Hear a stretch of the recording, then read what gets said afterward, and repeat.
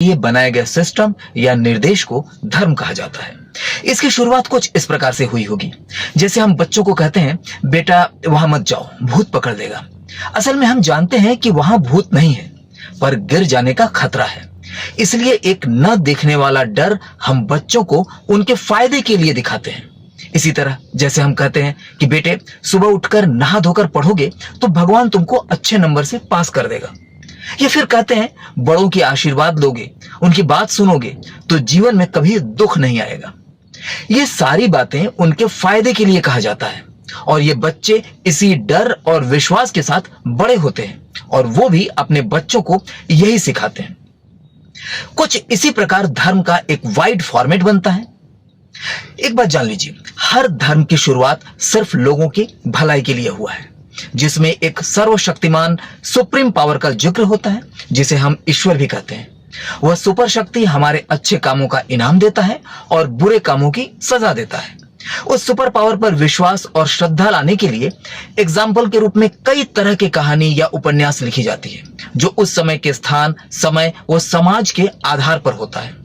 यही उपदेश वाली कथाएं या उपन्यास आगे चलकर धार्मिक ग्रंथों यानी रिलीजियस टेक्स्ट के रूप में परिवर्तित हो जाता है। अलग अलग जगहों पर रहने वाले लोग अलग अलग धर्मों को मानने लगते हैं।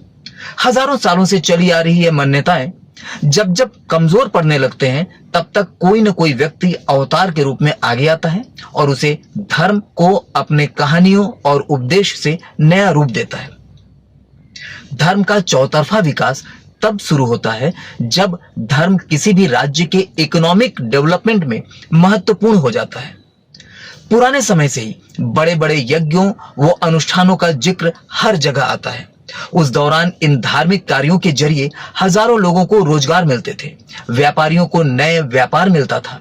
आज भी धर्म पूरे विश्व में रोजगार और व्यापार का बहुत बड़ा जरिया है। आज धर्म को पूरी तरह से सोशल और जुडिशियल मान्यता मिली हुई है। परेशानी तब होता है जब धर्म एक उन्माद या पागलपन बन जाता है।